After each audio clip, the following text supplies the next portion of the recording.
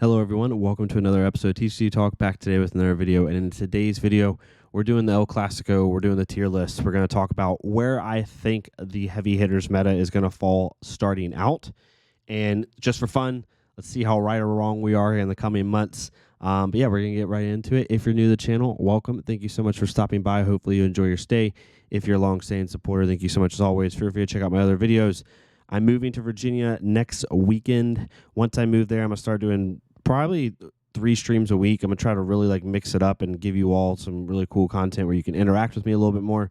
So if you want to join the Discord down below, we have almost 600 members down there in the TCG Talk Discord. Really fun time, really positive energy. I've been loving it. If you want to support the channel in a different way, check out the channel membership down below. I'd really appreciate it. I normally don't ask for stuff like that. I've been trying to put it at the start of my videos, but you know, I'm gonna try to output a ton of content this year.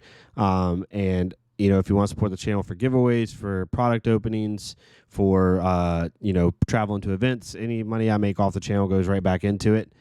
So thank you all so much for that. But we'll get right into it. So for the tier list, I have to preface this every time. This is for fun, right? I am going to give my serious opinion, right? I'm going to give what I think is best, and I'm going to do a Katsu tier list.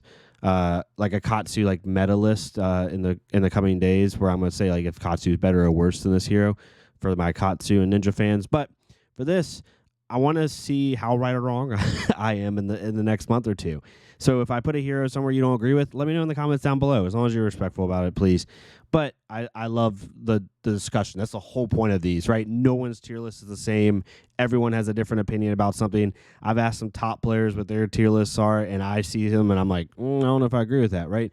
And so that's the fun part. So we'll get right into it. For the tiers, we have meta defining. This isn't necessarily S tier decks. This is a good deck that I think will be more played because of familiarity or consistency or just overall favor. Because right now, honestly, I think there's about 5 to 8 decks that are just good. And there's 5 to 8 decks where if you took them to a calling, I'd be like, okay, they're legitimately trying to make day 2, or they're legitimately trying to top 8, right? So are there a couple decks that I think are going to end up being meta defining because they're just going to be favored more play-wise, player base-wise? Yes. But I do think there's 5 to 8 decks that are on the same level, and we'll talk about that. The next one is could rise to the top. So these are decks that I think are good right now or could be perceived as good, but I think could end up being meta defining. I don't think they're 100% on everyone's radar, but I do think that they could get there by midway through the meta, especially once people figure it out or it just gets really consistent. Good decks. This isn't necessarily just playable. Okay, this is actually good decks. Anyone in this category, if I saw them in a top 8, I'd be like, okay, it makes sense. Even if it's a one-of, even if it's not as often, I'd be like, okay, that makes sense. Or saw them placed high at a calling or a nationals, I'd be like, okay, yep, I get it. Next one is playable. These are the decks that you're not necessarily playing for passion, but if I did see them in a top 8, it would make me double take a little bit. I'd be like, oh, wow, that makes sense. But that doesn't make sense as much, but, you know, they're still playable. They're still very good, and, you know, they're not just a meme deck. And the next one is playing for passion, which there's not a lot of decks in this category right now, but there are some, and we'll talk about that. You know, they're not necessarily bad. They're just not in the meta right now, and if you're playing them, it's probably because you love the hero. So first off, we'll just, go in order here. First one's Arachne. The new card Coercive Tendency does make Arachne better, and I think that they have a chance to be in this one, right, where it's playable. However, until it's proven, it's kind of like where Azalea was when she got better, where I was like, okay, I need to see her put up the result, you know, to prove it. Even Bolton, when Bolton got better, I was like, okay, I need to see Bolton show the result to prove it. And we did see a top 8 at the Battle Hardened, or at the PTI in Cincinnati with Wookie, one of the best Arachne players in the world. So I do think it could be in this category, but for right now, I'll put in playing for passion as much as it kills me, because trust me, I want to put them right here or right here. Put them right here, but we're going to put them right there for now to be fair, just how it is. Next one is Azalea. Azalea is interesting. So a lot of top players have Azalea in this category, which I can see that argument. Makes complete sense. I'm not going to call you dead wrong for it, but personally, I just have Azalea in the good decks category. I do not see a meta where Guardian is very, where, let me find them, where these two guys are really, really popular, with Azalea being good. I just don't see it yet. I could be wrong. I hope I'm proven wrong because I love Azalea to death. But because of that, I'm just going to put her in really good deck. She's probably the best good deck that's not meta defining, honestly. But if Guardian is running around that rampant, I want to see her push through that because that's her worst matchup, in my opinion. I think it's even worse than Dromai. I think Bravo really hurts. And right now, Bravo and Victor are getting cards that incentivize them to block better. And they can block even more efficiently now because they're making Vigor tokens and Might tokens. Like a Bravo, even just a Bravo, can run blue Clash of Might and Test of Might and then make 2 Might tokens on their turn, or Vigor, 2 Vigor tokens on their turn, and then swing a Nothos. Like, it's just... with one card, I don't know. It's just really interesting how they can do that. They have, very highly efficient cards now, and Azalea, I think, is really going to have to run over them per se to do well. So that's just my opinion. But if she ends up being here, I won't be surprised. That's just kind of where I have her initially. Betsy, Betsy's hard. I think Betsy's playable for sure. My initial thoughts on Betsy after playing with her a little bit, and also seeing her played, and then seeing these two again play, the other 2 Guardians, she's kind of stuck in the middle. Overpower is a good mechanic in some instances, but really it's not in others, right? Like you play against a Uziri and you overpower something and they block you with 2 shreds and a normal card, right? It doesn't really do much because it doesn't stop attack reactions from using to be blocked. And in a high warrior meta and Guardian with a lot of defense reactions and, all that stuff, I don't see how she's going to be as useful as like a Bravo. And the problem is she doesn't quite get over the top as high as Bravo, and she doesn't make token usage as well as Victor. So she's like in between 2 archetypes, in my opinion. And because of that, I just have her at playable. I could be wrong. I do think there's maybe some kind of weird build with like low cost curve Betsy, where she's just like playing money where your mouth is into like a 1 or a 0 cost and just like having super high attacks, and just like kind of being almost like an aggro deck that overpowers things. But we'll have to see. Overall, right now, let's have her in playable. Bolton's just a really, really good deck. You could even say he might be meta-defined depending on how the meta goes, but right now he's just a really, really good deck. Got some cool tools in this recent set, but nothing crazy, honestly, in my opinion. I don't know, because it's hard with Bolton. He can't just jam a bunch of the new Warrior cards because he has to manage like light cards and, yellow cards and all this other stuff. So it's going to be interesting to see what tools from heavy hitters Bolton actually uses consistently. I'm sure there'll be a card or 2, but some of the cards that are just like straight up staples in other Warriors may not be in him. I would think maybe Blade Fury is a good Majestic for him, depending on how he does things, especially on like those big...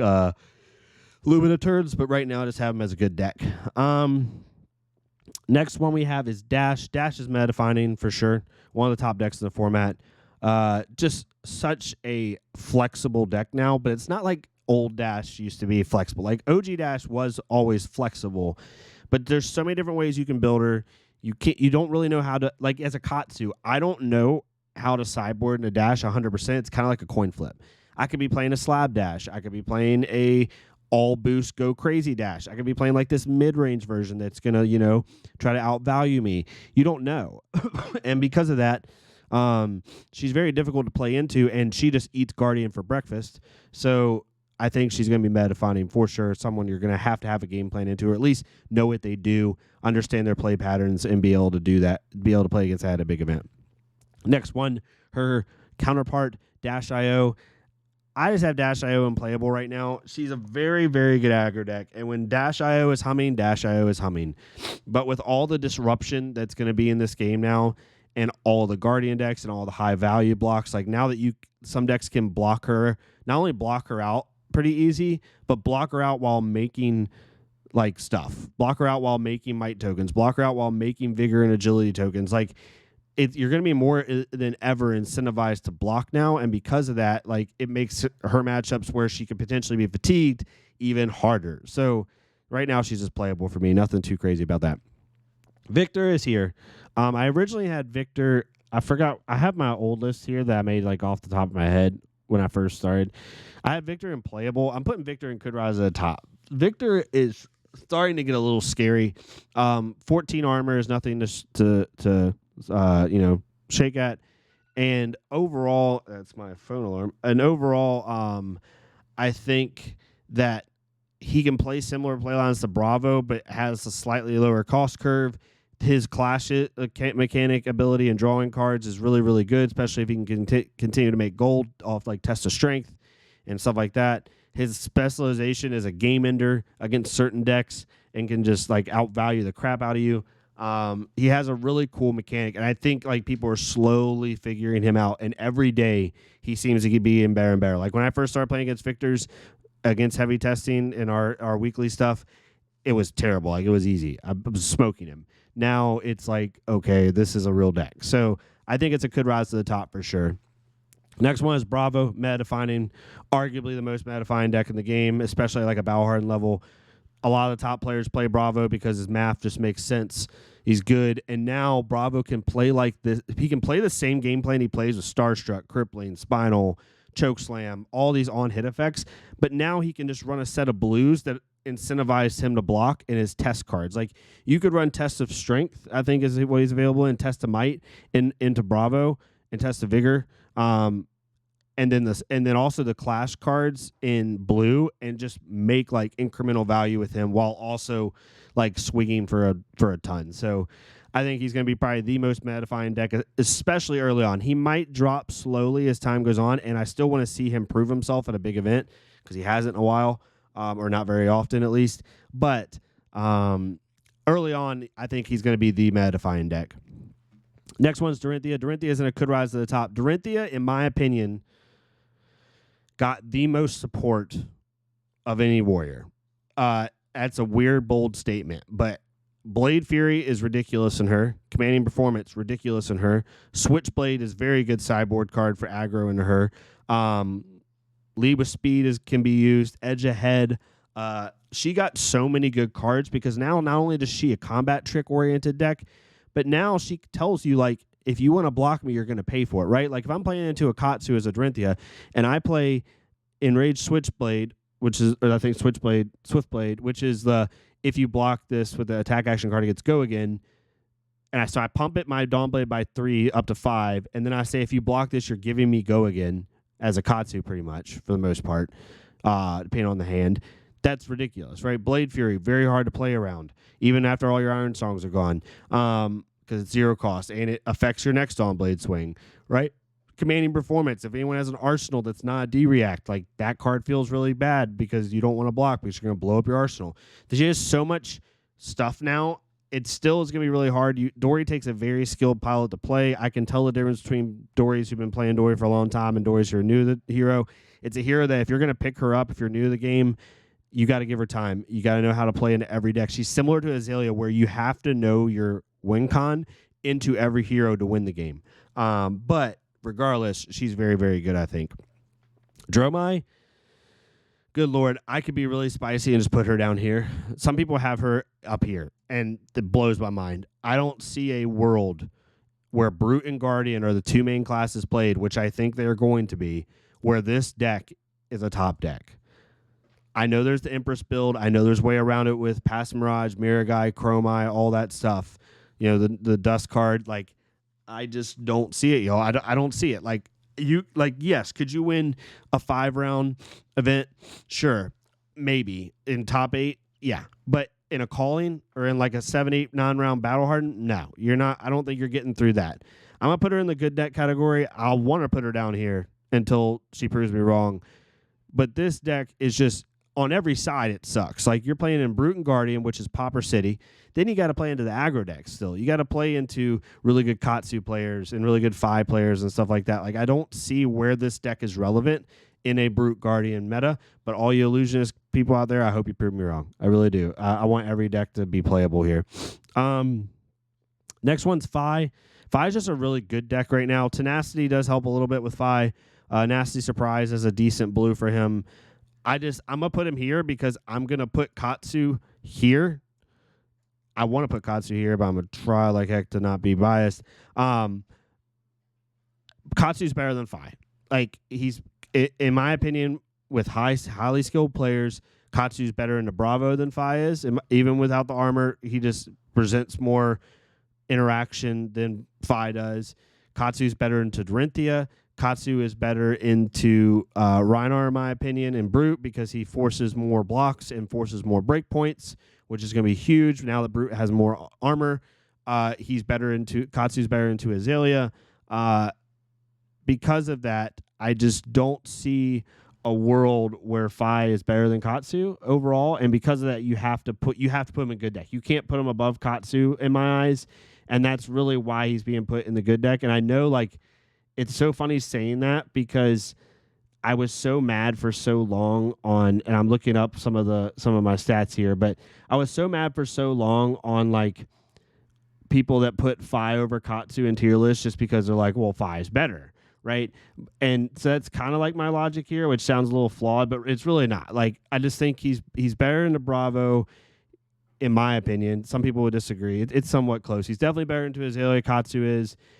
He's about even on everything else. He's better into Dorinthia. I really truly think that Katsu's a better deck right now, and that's why I'm putting him down there. But Fi obviously just won Worlds, just did a really good job. If you put him up here or put him here, I wouldn't like overly argue with you. It's just where I have him right now, and yeah, it feels good to say like Katsu's just the better ninja because I think Katsu straight up just is the better ninja. Yeah. Then we have Kano. I think Kano's gonna. I don't know.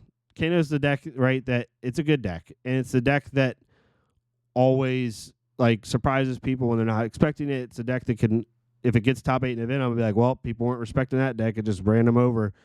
But with this Guardian meta, with a lot of blues rolling around, there's a lot of Arsenal hate in this set. A lot. I think that Kano is going to have a little bit of trouble. I think at big events, people are not going to not pack AB. And there's also going to be a lot of Oasis and stuff because of Guardian, because they're trying to get around Dominate and stuff like that. So it'll be interesting to see how good Kano does. I think he's definitely playable. Like, he's just a good deck right now. But I think it's very matchup dependent, and it's very dependent on if people respect Kano or not. If you don't respect Kano, then he's probably like up here. If people respect Kano going into a big events, he's just a good deck, right? That's just how I see it. Next one is Kasai. Kasai is a good deck that can rise to the top. I think people are undervaluing Kasai, which sounds really weird. I didn't think people would, but people are. I'm seeing people put Kasai like down here, and I'm like, I don't get it. She's arguably the best warrior right now over Dorinthia. They're like tit for tat. Just depends how you play in certain matchup spreads, I think. But very, very good deck. If I had to order these, it'd probably be like this. It'd be like that. Just really, really good deck. Has a lot of good on hits. Gold is the payoff. Gold is the payoff. Just keep saying that in your head. You don't need a payoff. Cash in is nice. Raise an army is amazing if you can get it off. But you know what also is amazing? Gain a Vigor token and then gain a free card off of your gold token, right? Just drawing a card. Which, by the way, in Kasai, in a perfect world, using a gold token basically nets you potentially, if you draw a blue, 5 resources because your sword swings are free now. Well, not 5. You spent 2. You could gain a blue plus make your sword swings free, so you potentially gain 2 resources, right? And cycle a card. She's very, very, very good right now. Next one is KO. I think KO is just a good deck right now. It could rise to the top. KO does have some flaws, but overall, the list, including mine, are just getting refined every day. And this deck, when I tell you can put out damage, holy crap. Like, I've noticed, I don't take every Talishar stat. Like, I usually take it with a grain of salt. There is one Talishar stat that I take very seriously, and it's like average value per turn. Not very seriously, but seriously. And I would tell you, like, on Katsu, my average value per turn is like 10 to 12, which is pretty decent, right? Like, usually around 12. My average value per turn with KO is like 14, 15. He can block for 6 or 8 and then swing for 10, right? Like, it's actually insane because he can block for 6. He can make a Might token on his turn, draw up, block you with a card in his arm piece, and then play swing big for 10, right? Like, he just has such insane value when he's humming. And then the obvious, like, I don't run Berserk in my build, but there are some Berserk builds out there I've seen they're doing like 40, 50 damage in a turn. Even on non-Berserk turns, even on non-Blood Rush turns, I'm out there doing 20 damage, right? because you do Wild Ride into, you make an agility token, and then you do like Bare Fangs into Wild Ride into something else, into Claw at the least, right? 19 damage, 19 damage turn, no Blood Rush, no Berserk, no nothing. Really, really nuts. Or 16 damage turn, 17 damage turn. But yeah, he can just do really crazy stuff. I think once he's refined, he ends up like right here maybe. I think all four of these decks are really close, and that's kind of where I would put things. Next one's Levia. I think Levia, if she gets the player base that she deserves, this is a meta-defining deck. This deck can put out as much as KO, around the same, when she's humming, and she's managing her grave properly. And she can block out Guardian very well. She has Husk. She has pretty much now has the offensive power of KO with insane defense with Husk, right? And I think personally, in a meta, she's the best brute right now. And I think she can be a meta-defining deck. She just needs the people to play her. But she has very good matchup spread when you know the deck. The only thing is the deck's very punishing, and you have to learn it. But the deck has gotten consistent enough now to where the you just died of blood deck games, they do happen every once in a while, but not as often. So you have to prepare for her. You have to know how to play it into her, in my opinion. Next one's Olympia. Olympia is really cool. I've seen a couple Olympia builds have been doing really well, but right now he's just playable. I just don't. If you're playing Olympia, you have to ask the question, other than flavor, you have to ask the question, why am I playing this hero over Kasai? Maybe you make a little bit more gold, but and I know gold is the payoff, but Kasai can make gold very easily too. And at the end of the day, you have to ask yourself, because these two heroes play very similar in terms of the card pool they play and kind of play patterns. And Kasai has Raise an Army and Blood on her hands. So is Raise an Army and Blood on her hands better than Up the Ante? Yes. And I just don't know why you play this deck when this deck exists. So, but Olympia is going to get support in the future apparently, so hopefully it ends up going up. Really excited about that. Next one is Prism. So I was going to put Prism down here, but we have a really good Prism player on our team, and I've been watching them play. I really do think Prism is actually more playable than Dromai, sounding kind of crappy, or they're about even in this meta. Like those mono lag lists that have Celestial Reprimands and just can get around. Like Guardian's always going to be crappy, but Brute is winnable because you can play Celestial Reprimands. You can force them to pop you with their really good cards. Play Herald of Triumphs, and there are games like we were playing last night and testing.